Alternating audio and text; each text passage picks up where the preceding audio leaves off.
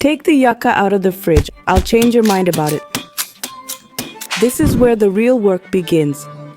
Peel the yucca, and to avoid confusion, I'll wash it too. Let's skip the opinions, shall we? Who here has tried cooking with yucca before? Next, cut it into small pieces. Put the yucca in a pot, add water and salt to taste. Cover and boil for 20 minutes. Now, little yucca, boil till you're nice and soft. While it cooks, finely chop a medium onion. Don't forget the 2 garlic cloves.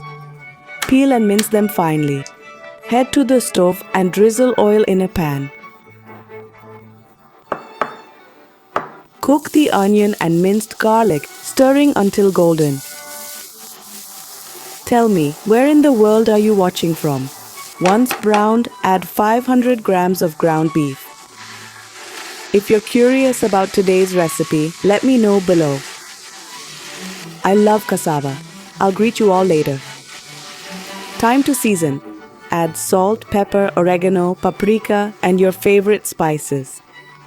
Special shout out to Juan Velasquez from Argentina and Marisol Colon from Pennsylvania.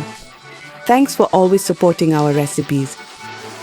Once the meat's cooked, add half a cup of tomato sauce. Let the meat soak up that signature red color. It's smelling heavenly already.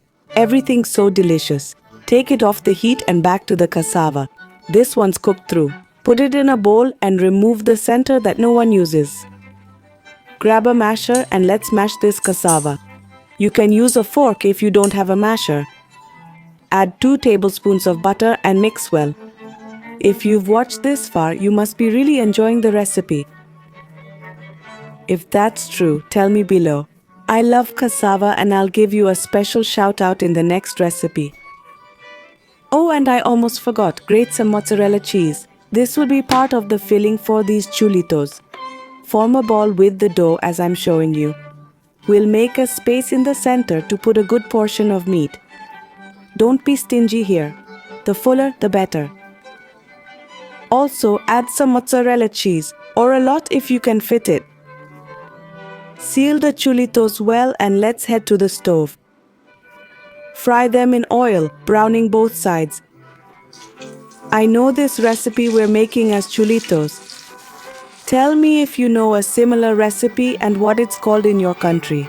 And now comes the most important part. Remove, place on paper towels and rate this recipe from 1 to 5 to let me know if you'll make it at home. Delicious!